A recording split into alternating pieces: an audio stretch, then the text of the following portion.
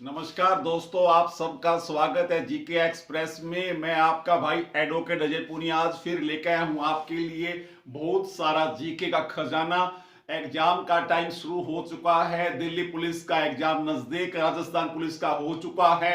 Upcoming exam Haryana के ग्राम सचिव की भी डेट दिसंबर के महीने में आ चुकी है। तो अपनी लगाम को कसिए, अपने मन को, माइंड को कंट्रोल कीजिए। मैं आपके साथ हूं। जिन्होंने अब तक चैनल को सब्सक्राइब नहीं किया है, अब कर लीजिए। हरियाणा की वीडियो पूरा जीके जैसा आप कहेंगे वर्ड टू वर्ड, बिल्कुल मेरा प्रॉमिस है आपसे, बिल्कुल एवन देने की कोशिश करूंगा, बिल्कुल डिटेल और बिल्कुल टू द फैक्ट बात करूंगा। तो आज पहले मैं बात करता हूं आज के दिन से। आज ये वीडियो रहेगा तो आपको पता है, प्रकृति से आप सीखिए, दिन के हिसाब से आप सीखिए। जो प्रकृति में वर्ड आता है, मेरी एक हैबिट रही है, जहां से मुझे जो दिखता है मैं उसी का आंसर आपको बताना स्टार्ट करता हूं। मैं ये टेक्निक सिखा रहा हूं आपको, मैं रट्टे लगाने नहीं सिखा रहा हूं। तो आज करंट जीके देखो अपन कैसे करते हैं, कितने अच्छे तरीके से करते हैं। तो चैनल को लाइक कीजिए, सब्सक्राइब कीजिए, अपने परिवार को बढ़ाइए। मुझे जरूरत है आपके साथ की, मैं आपके साथ हूं।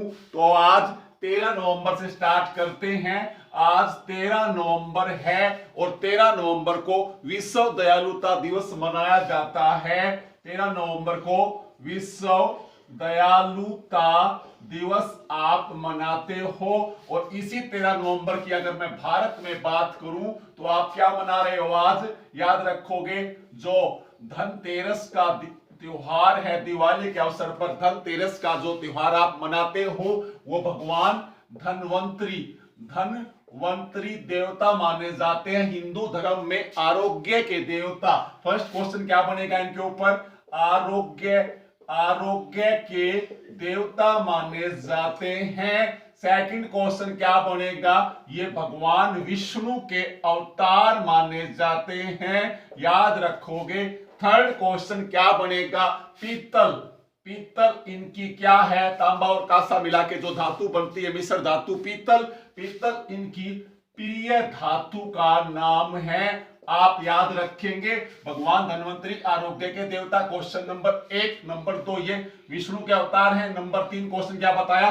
पीतल इनकी प्रिय धातु है, आप याद रखोगे। और खास बात अगर इनके बारे में अगर मैं और ज्यादा बताऊं आपको, तो इनके ही वंशज थे एक देवोदास जी। इन्होंने, याद रखोगे, काशी के अंदर प्रथम शल्य चिकित्सा का, इनके ही वंशज थे, धनवंतरी के ही। कौन? देवोदास। ये देवोदास, इन्होंने काशी में शल्य चिकित्सा का प्रथम विश्वविद्यालय खोला था, आप याद रखोगे। और अगर मैं क्वेश्चन नंबर 5 की बात करूं जो इनमें बनेगा, तो आपने पढ़ रखा है सुश्रुत संहिता। आप पढ़ते हो, अच्छे विद्वान थे। सुश्रुत संहिता। तो सुश्रुत साहब को ही इस विश्वविद्यालय का प्रधानाचार्य यानी कि प्रिंसिपल नियुक्त किया गया था। तो आपने धनवंतरी के नाम से ये ऐतिहासिक क्वेश्चन मैंने 1 सेकंड में बता दिए आपको, किसी भी एग्जाम में आपको काम आ सकते हैं। आज के दिन से ये 6-7 क्वेश्चन देर लगी क्या? नहीं लगी। तो आप ऐसे पढ़ोगे। और इसी का अगर मैं 1 2 3 4 ये 5 ये 6 क्वेश्चन हो गए हैं। 7 नंबर क्वेश्चन अगर मैं बात करूं तो धनवंतरी से आपको क्या याद आता है? धनवंतरी से मुझे बताओ क्या याद आता है? आप याद करते हो आयुर्वेद। आज आयुर्वेद दिवस भी है। आयुर्वेद दिवस याद रखोगे, आयुर्वेद दिवस है आज, राष्ट्रीय आयुर्वेद दिवस। याद रखो, वो भगवान धनवंतरी के सम्मान में मनाया जाता है आयुर्वेद दिवस। और आयुर्वेद किसका उपवेद है? क्वेश्चन नंबर 8 बन जाएगा ऋग्वेद का उपवेद कौन सा है? याद रखोगे, आयुर्वेद है, ये याद रखोगे। और खास बात अगर इसके बारे में मैं बताऊं, और इनके ऋषि कौन माने जाते हैं? धनवंतरी माने जाते हैं। क्वेश्चन हो गया 9th नंबर। और इसी को मैं 10 नंबर क्वेश्चन पे लेकर जाऊं तो मुझे क्या याद आएगा? यजुर्वेद। और फिर 11 नंबर पे क्या लिखूंगा मैं? याद रखोगे, सामवेद। और 12 नंबर पे मैं क्या लिखूंगा, याद रखोगे अर्थवेद। अर्थवेद मैंने क्यों बताया, क्योंकि याद रखो 4 ही वेद हैं और 4 ही वेदों के 4 उपवेद हैं। जैसे आयुर्वेद ऋग्वेद का, आयुर्वेद ऋग्वेद का उपवेद है, आप याद रखोगे।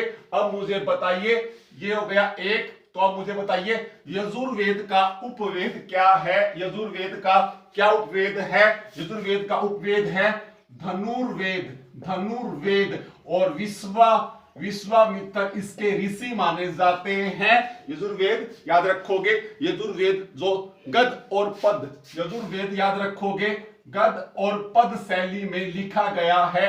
यजुर्वेद सामवेद, सामवेद, संगीत, संगीत का वेद याद रखोगे। अर्थवेद अर्थवेद अंधविश्वास, अंधविश्वास यानी कि जादू टोनों का क्या था, जिसमें क्या था वर्णन है। और अर्थवेद को ब्रह्म वेद भी कहा जाता है। अब क्वेश्चन गिनना मैंने कितने बता दिए हैं आपको आयुर्वेद दिवस के उपलक्ष्य के अंदर, धन्वंतरी भगवान आरोग्य के देवता के संबंध में। तो मैंने यजुर्वेद का बताया, धनुर्वेद। अब बचता है सामवेद। अब मुझे बताइए सामवेद का उपवेद कौन सा है। सामवेद का है जी उपवेद है गंधर्व वेद, गंधर्व वेद। और भरत मुनि इसके क्या माने जाते हैं, ऋषि माने जाते हैं। अब बचता है अर्थवेद जो अंधविश्वास जादू टोनों पर आधारित है। और अर्थवेद को याद रखोगे ब्रह्म वेद भी कहा जाता है। और अर्थवेद का उपवेद है शिल्प वेद। और शिल्प वेद का कौन है, विश्वकर्मा जी। विश्वकर्मा दिवस मनाते हो ना आप। तो अब दोस्तों ये 15-20 क्वेश्चन मैंने आपको थोड़ी सी देर में बता दिए हैं। आज कोई पूछे तो ऋग्वेद का उपवेद कौन सा है, याद रखोगे आयुर्वेद, ऋषि कौन है, धन्वंतरी। यजुर्वेद का उपवेद कौन सा है, धनुर्वेद, ऋषि कौन है, विश्वामित्र। यजुर्वेद गद और पद में लिखा गया है, याद रखोगे। सामवेद संगीत पर आधारित है, याद रखोगे। सामवेद का उपवेद कौन सा है, कौन सा है, गंधर्व वेद। ऋषि कौन है, भरत मुनि, याद रखोगे। अर्थवेद का कौन है, अर्थवेद का उपवेद शिल्प वेद। और ऋषि कौन है, विश्वकर्मा, याद रखोगे। तो आपकी जानकारी आई थिंक है फर्स्ट क्वेश्चन से ये आपने सारा कुछ सीख लिया होगा। सेकंड क्वेश्चन मैं आपके सामने उठाता हूं, अभी आपने पढ़ा होगा। सेकंड क्वेश्चन जो है ना, आपने पढ़ा है वागीर, INS वागीर। पूरा जीके के अंदर चल रहा है क्वेश्चन कल रात से, 2 दिन से। INS वागीर एक पनडुब्बी है दोस्तों, ये पनडुब्बी है, ये 5वीं पनडुब्बी है, याद रखोगे 5वीं पनडुब्बी है वागीर। और ये स्कॉर्पियन, स्कॉर्पियन फ्रांस की कंपनी प्लस मझगांव शिपयार्ड है हमारा, याद रखोगे मुंबई के अंदर, याद रखोगे। इसके तहत मैं आपको बता देता हूं 2005 से ये समझौता है, फ्रांस की कंपनी है, याद रखोगे। और जब फ्रांस की कंपनी की बात चलती है तो आपको क्या देना चाहिए, DCNS नेवल, ये फ्रांस की कंपनी है। ये हिंदुस्तान के जो मझगांव डाक शिपयार्ड है ना, डाक शिपयार्ड मुंबई के अंदर, इन दोनों में समझौता हुआ था, याद रखोगे। और इस समझौते का क्या नाम है, प्रोजेक्ट। मुझे बताइए इस समझौते का, जिसके अनुसार 6 पनडुब्बी बनाई जा रही है, तो इस प्रोजेक्ट का नाम है प्रोजेक्ट 75। 2005 में समझौता हुआ था, 6 पनडुब्बी बनानी है। 5वीं आपके सामने वागीर के रूप में आ चुकी है। अगर फर्स्ट आपसे कोई पूछे तो कौन सी आएगी, कलवरी, INS कलवरी फर्स्ट। फिर सेकंड कौन सी आएगी, INS, बताइए मुझे। ये सारे देखो, मैं इस क्वेश्चन की डिटेल दे रहा हूं आपको। तो दूसरी कौन सी आएगी, खंडेरी, INS खंडेरी या खंडूरी है। ये शिवाजी के महाराज ये किला है एक महाराष्ट्र में, मुंबई के नजदीक, उसके नाम पर इसका नाम रखा गया है।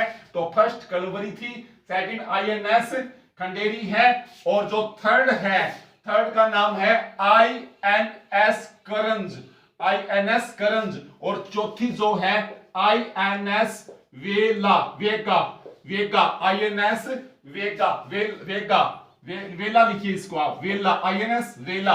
और पांचवी जो आज आप पढ़ रहे हैं ना, पांचवी का नाम जो वागीर, यहां आएगी वागीर। और बचती है छठी, किसी कोचिंग में आपको बताया नहीं जाएगा कि छठी पनडुब्बी का नाम क्या है, मैं बताऊंगा आपको। तो आप पढ़िए वागीर, पांचवी का सारा डिटेल। और छठी है, याद रखिए छठी का जो नाम है ना वो है वागशीर। ये देखो मैंने टॉपिक पूरा कर दिया।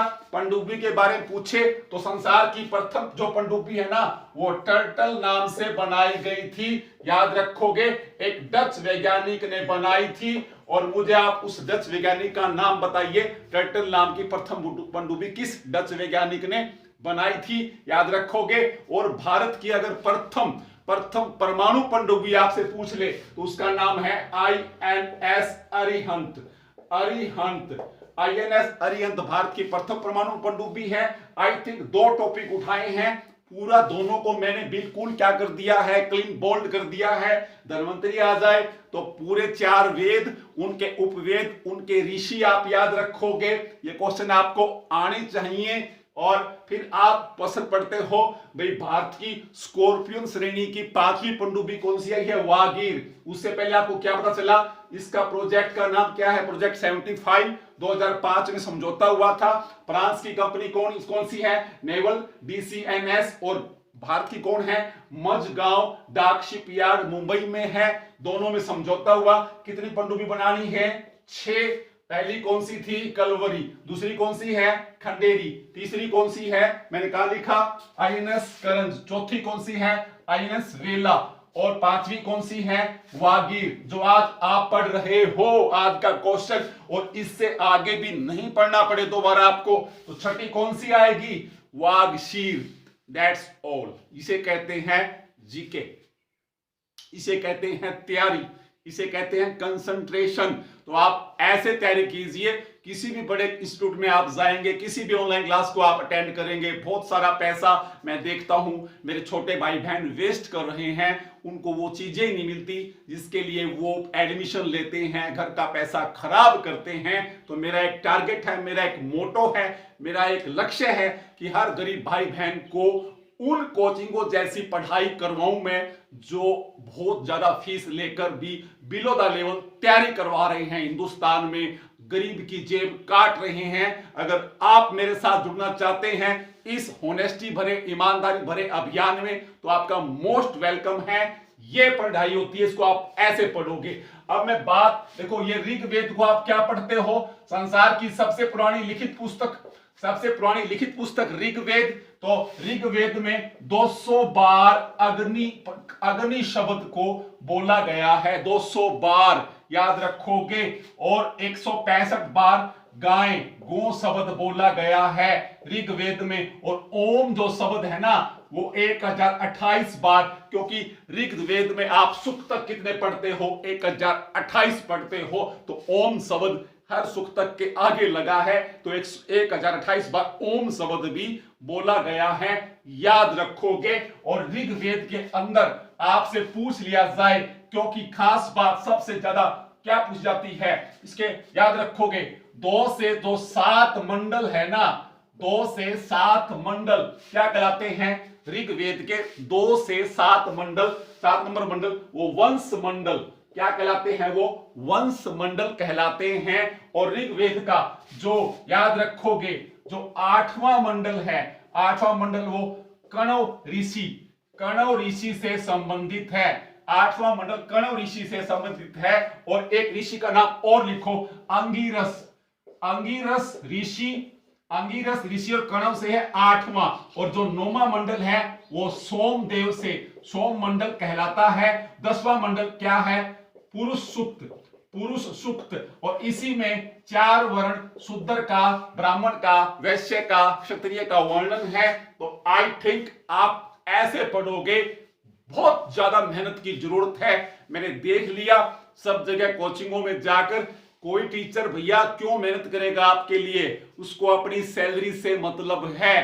कोचिंग का डायरेक्टर, उसको आपकी फीस से मतलब है। और 200 300 500 बच्चे जहां जाते हैं, नेचुरल है वहां 15-20 तो अपनी मेहनत से लगते हैं, उनकी फोटो चिपका दी जाती है दीवारों पर, आपको कैच करने के लिए, अट्रैक्ट करने के लिए, आकर्षित करने के लिए। तो मेरा आज का वीडियो बनाने का टारगेट ये है कि मैं आपको दिखाऊं तैयारी कहते किसे हैं। क्या आप इस लेवल पे, आज एक क्वेश्चन आया है मार्केट में, INS वागीर, एक लाइन में आपको दिया जा रहा है, आप खुश हो रहे हैं, नहीं काम चलेगा, पूरा डिटेल आपके सामने है। और अब आगे चलता हूं मैं, एक सेकंड रुकिए आप। आज आपको ये काम करना पड़ेगा, जब तक आप ये काम नहीं करेंगे आपका काम नहीं चलने वाला है। तो सीधी सी बात, ऐसी पढ़ाई आपको करनी पड़ेगी, आपको पढ़ना पड़ेगा।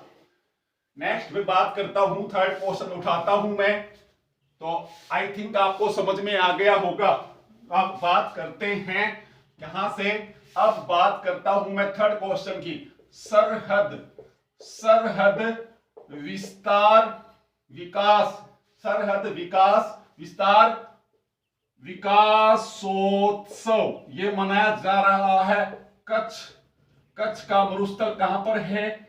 गुजरात में।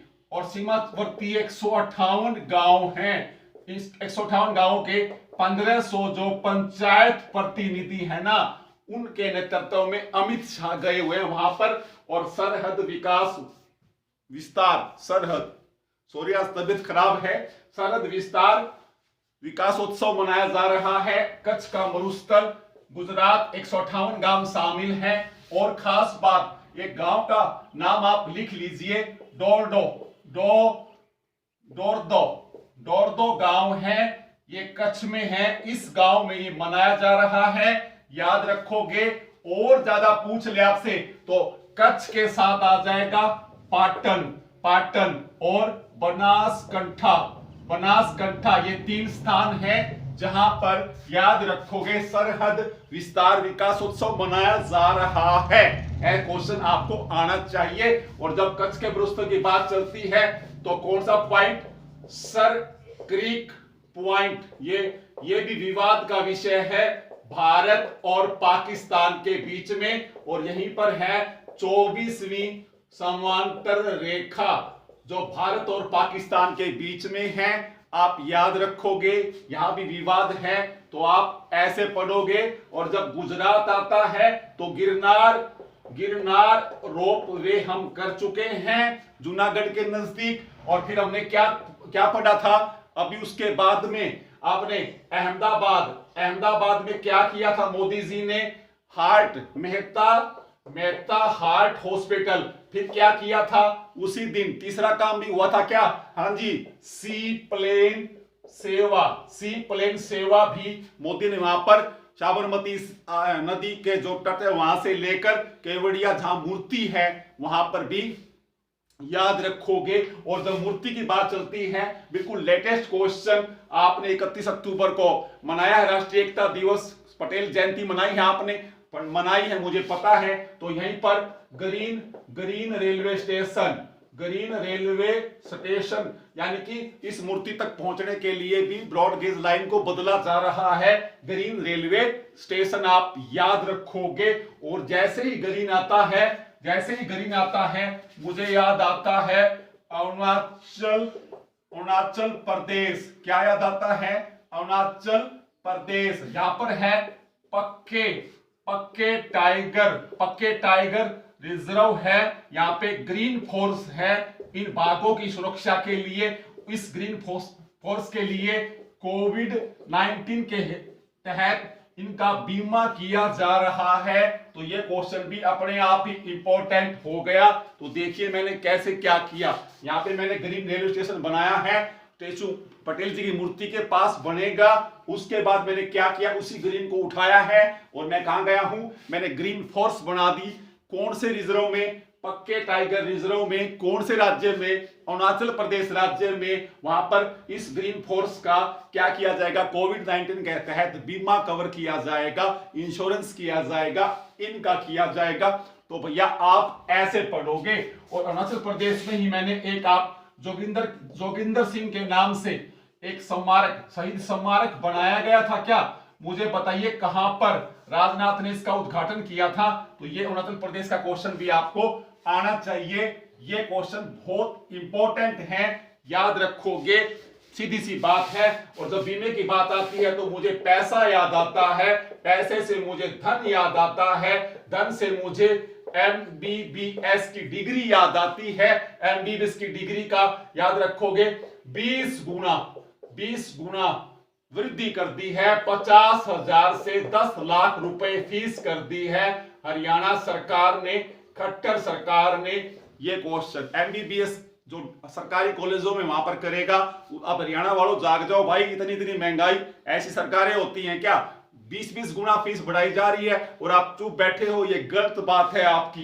तो MBBS की 20 गुना फीस हरियाणा ने बढ़ा दी है, 50,000 से 10 लाख, और जैसे 50 आया मैंने बना दिया 50%। ये आरक्षण दे दिया है महिलाओं को पंचायती राज संस्थाओं में हरियाणा ने। और 50 में अगर मैं 25 जोड़ता हूं तो बनता है 75% नौकरियां सुरक्षित करती हैं प्रदेश के युवाओं के लिए, जो निजी कंपनियां हैं उनको देनी पड़ेगी हरियाणा में। ये क्वेश्चन हो गया 50-75। तो देखो भैया क्वेश्चन ऐसे आपको आने चाहिए, जरूरी है, टाइम कम है तो आप ऐसे पढ़ोगे बहुत जल्दी स्पीड से। तो आपसे निवेदन है, आपकी तैयारी ऐसी होनी चाहिए, सीधी सी बात ये है। चलिए अब आगे चलते हैं, अब आगे आ जाओ। ठीक, नेक्स्ट क्वेश्चन जो मैं उठाता हूं वो मैंने उठाया कहां से, याद रखोगे, आत्मनिर्भर भारत रोजगार सेवा शुरू की जा रही है आत्मनिर्भर 3.3 के तहत। यहां पर निर्मला सीतारमन जो हमारी वित्त मंत्री है, ये शुरू करने जा रही है। और ये रहेगी, याद रखोगे 1 अक्टूबर 2020 से 30 जून 2021 तक ये योजना चलेगी। रोजगार देना है, सीधी सी बात है, कोविड के दौरान। और इसी रोजगार को मैं ले जाता हूं यूपी के अंदर, उत्तर प्रदेश में योगी सरकार के पास। और जो योगी सरकार है आप याद रखेंगे, ये लेके आ रही है मिशन रोजगार। ये मिशन रोजगार योगी सरकार उत्तर प्रदेश का, ये पूरे भारत का आत्मनिर्भर भारत आपने 20 लाख हजार करोड़ की जो योजना आई थी उसके तहत। तो ये क्वेश्चन भी आपको आने चाहिए, सीधी सी बात ये है। और योगी जी यहां पर 2021 में 50 लाख रोजगार आपको देंगे उत्तर प्रदेश के नागरिकों को। तो ये क्वेश्चन भी आपको आना चाहिए, याद रखोगे। अब उत्तर प्रदेश योगी से मुझे क्या याद आया, झारखंड राज्यों ने आदिवासियों के लिए, जनजातियों के लिए अलग कोड की स्थापना कर दी है। इनकी गणना राष्ट्रीय रजिस्टर जो जनगणना का है, इनके सामाजिक आर्थिक आंकड़े इकट्ठे किए जाएंगे। झारखंड ने आदिवासियों के लिए अलग कोड स्थापित कर दिया है। ये क्वेश्चन भी आपको होना चाहिए। इस तरफ से उत्तर प्रदेश का हो गया। तो अब उसके बाद में बचता क्या है, स्वेच्छा समाधान ऐप। स्वेच्छा, अब क्या इसी को ऊपर ले जाता हूं मैं, स्वेच्छा समाधान ये ऐप बना दिया है। किसानों की सिंचाई से संबंधित जो भी परेशानी है, स्वेच्छा समाधान ऐप ओडिशा राज्य ने बना दिया है, नवीन पटनायक ने बना दिया है। कुछ ऐसा आपको पढ़ना पड़ेगा, सांस लेने की फुर्सत नहीं होनी चाहिए आपके पास। तो दोस्तों 1 2 फिर 3 फिर 4, ये देखो ये क्वेश्चन मैंने फिर उठा दिए इतने सारे। तो ये आपको याद होने चाहिए, याद करो। फिर है जी आसिफ बसरा, मैंने नाम लिखा किसका, आसिफ बसरा साहब थे।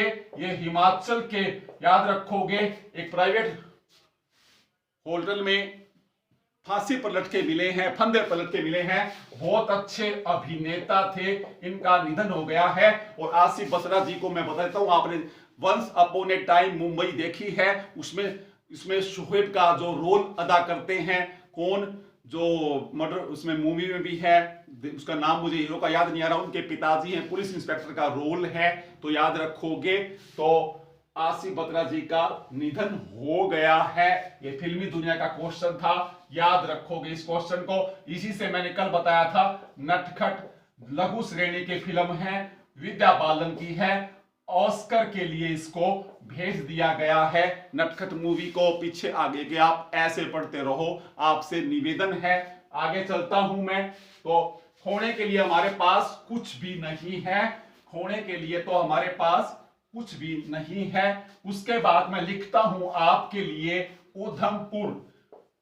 ये उधमपुर जिला है, ये जम्मू कश्मीर का है। यहाँ पे मनोज सिन्हा साहब यहाँ पे उपराज्यपाल है और जल संरक्षण के लिए उधमपुर जिले को राष्ट्रीय पुरस्कार दे दिया गया है। और जल पे कल मैंने बताया था आपको, ऑस्ट्रेलिया प्लस भारत का समझौता हो गया है जल संरक्षण पे ही। और उधमपुर जिला जम्मू कश्मीर का है, याद रखोगे। और जम्मू कश्मीर में क्या बताया था, प्रथम कुटुंब न्यायालय की स्थापना जम्मू कश्मीर हाई कोर्ट की कौन है, चीफ जस्टिस गीता मित्तल ने कुटुंब न्यायालय श्रीनगर में शुरू कर दिया है, उद्घाटन कर दिया है। तो बहुत सारे क्वेश्चन है दोस्तों। तो आज आपको कुछ समझ में आया मैंने क्या किया थोड़ी सी देर में। तो आपको ऐसे पढ़ना है, आपको ऐसे ही अगर आपको पढ़ोगे तो कामयाबी मिलेगी, नहीं तो भैया मुझे तो मुश्किल लगता है। जिस हिसाब से आप पढ़ रहे हो, तो आपसे निवेदन है आप ऐसे पढ़िए, सीधी सी बात है। Wish you all the best. आज जल्दी जल्दी बताने की कोशिश की है, ये मेरी नेचुरल टेक्निक, लिख कर लाता हूं, मुझे अच्छा लगता नहीं, अपनी मेहनत करता हूं और अपनी मेहनत ही आपको करनी सिखाऊंगा। कुछ नहीं रखा किसी से नोट्स मांगने में, फोटोकॉपी करवाने में। सबसे बड़ा कंप्यूटर यहाँ पे है, आपके भी है, मेरे भी है। हर हिंदुस्तानी भाई बहन कामयाब हो।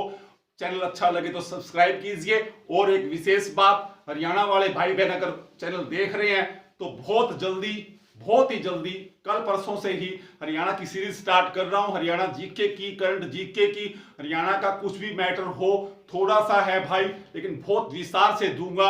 और प्रॉमिस है आपसे, वादा है, दिल पर हाथ रख के, आप एग्जाम में बैठकर निराश नहीं होंगे। बहुत जल्दी से जल्दी चैनल को सब्सक्राइब कीजिए, लाइक कीजिए। किसी कोचिंग में अगर मेरी जरूरत है, कोई भी टीचर अगर देख रहा है, कोई डायरेक्टर देख रहा है, कोई भाई बहन देख रहा है, मैं वहां भी आकर आपको मोटिवेट करने के लिए, आपकी क्लास लेने के लिए बिल्कुल 24 आवर 24 घंटे तैयार रहूंगा। मेहनत जिंदाबाद।